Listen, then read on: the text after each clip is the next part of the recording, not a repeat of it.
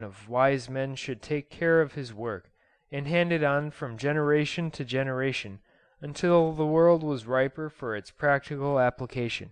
He felt that nobody in all the thousands of people he passed had really awakened to the fact of change. They trusted the world for what it was, not to alter too rapidly, to respect their trusts, their assurances, their habits, their little accustomed traffics and hard-won positions. He went into those little gardens beneath the overhanging, brightly lit masses of the Savoy Hotel and the Hotel Cecil. He sat down on a seat and became aware of the talk of the two people next to him. It was a talk of a young couple evidently on the eve of marriage. The man was congratulating himself on having regular employment at last.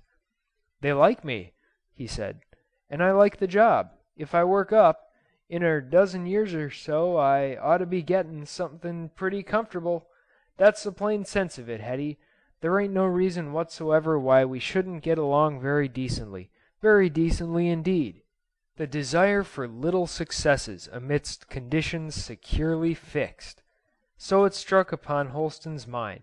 He added in his diary, "I had a sense of all this globe as that." By that phrase he meant a kind of clairvoyant vision of this populated world as a whole, of all its cities and towns and villages, its high roads and the inns beside them, its gardens and farms and upland pastures, its boatmen and sailors, its ships coming along the great circles of the ocean, its timetables and appointments and payments and dues, as if it were one unified and progressive spectacle. Sometimes such visions came to him. His mind, accustomed to great generalizations, and yet acutely sensitive to detail, saw things far more comprehensively than the minds of most of his contemporaries. Usually the teeming sphere moved on to its predestined ends, and circled with a stately swiftness on its path about the sun. Usually it was all a living progress that altered under his regard. But now fatigue a little deadened him to that incessancy of life. It seemed now just an eternal circling. He lapsed to the commoner persuasion of the great fixities and recurrences of the human routine, the remoter past of wandering savagery.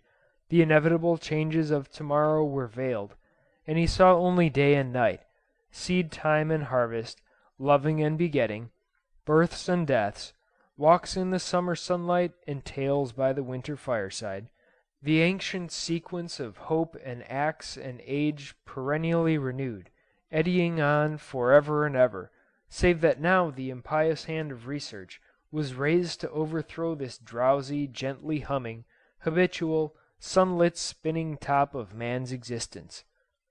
For a time he forgot wars and crimes and hates and persecutions, famine and pestilence, the cruelties of beasts, weariness and the bitter wind, failure and insufficiency and retrocession.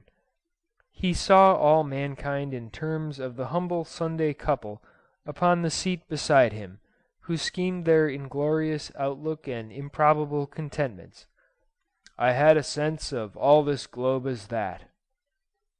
His intelligence struggled against this mood and struggled for a time in vain. He reassured himself against the invasion of this disconcerting idea that he was something strange and inhuman, a loose wanderer from the flock returning with evil gifts from his sustained unnatural excursions amidst the darkness and phosphorescences beneath the fair surfaces of life. Man had not been always thus. The instincts and desires of the little home, the little plot, was not all his nature. Also he was an adventurer, an experimenter, an unresting curiosity, an insatiable desire.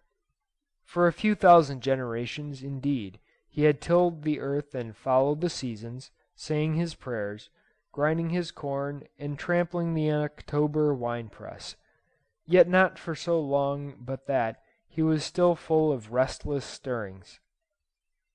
"If there have been home and routine in the field," thought Holston, "there have also been wonder and the sea." He turned his head and looked up over the back of the seat at the great hotels above him, full of softly shaded lights and the glow and color and stir of feasting. Might his gift to mankind mean simply more of that? He got up and walked out of the garden, surveying a passing tram-car laden with warm light, against the deep blues of evening, dripping and trailing long skirts of shining reflection. He crossed the embankment and stood for a time watching the dark river and turning ever and again to the lit buildings and bridges. His mind began to scheme conceivable replacements of all those clustering arrangements. "It has begun," he writes in the diary in which these things are recorded. "It is not for me to reach out to consequences I cannot foresee. I am a part, not a whole. I am a little instrument in the armory of change. If I were to burn all these papers, before a score of years had passed, some other man would be doing this." Section 3. Holston, before he died, was destined to see atomic energy dominating every other source of power, but for some years, yet a vast network of difficulties in detail and application kept the new discovery from any effective invasion of ordinary life. The path from the laboratory to the workshop is sometimes a tortuous one. Electromagnetic radiations were known and demonstrated for 20 years before Marconi made them practically available, and in the same way it was 20 years before induced radioactivity could be brought to practical utilization. The thing, of course, was discussed very much, more perhaps at the time of its discovery than during the interval of technical adaptation, but with very little realization of the huge economic revolution that impended. What chiefly impressed the journalists of 1933 was the production of gold from bismuth and the realization, albeit upon unprofitable lines, of the alchemist's dreams.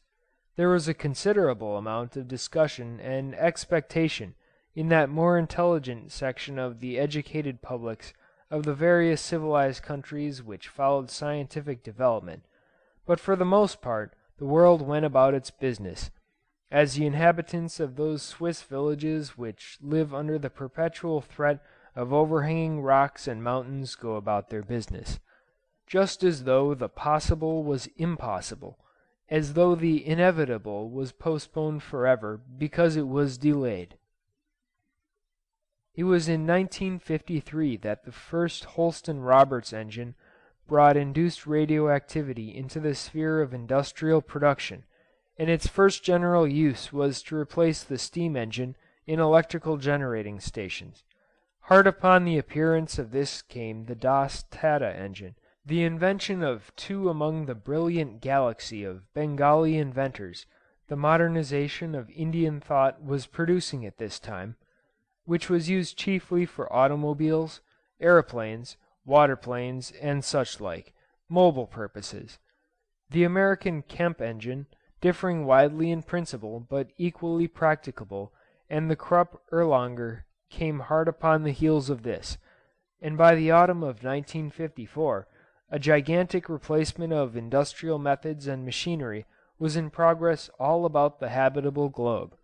Small wonder was this, when the cost, even of these earliest and clumsiest of atomic engines, is compared with that of the power they superseded. Allowing for the lubrication of the Das-Tata engine, once it was started, cost a penny to run 37 miles, and added only 9¼ pounds to the weight of the carriage it drove.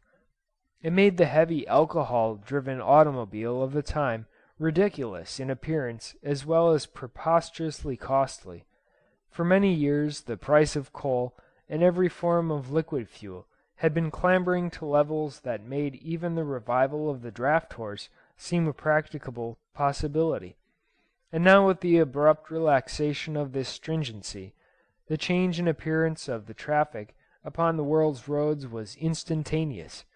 In 3 years the frightful armored monsters that had hooted and smoked and thundered about the world for 4 awful decades were swept away to the dealers in old metal, and the highways thronged with light and clean and shimmering shapes of silvered steel. At the same time a new impetus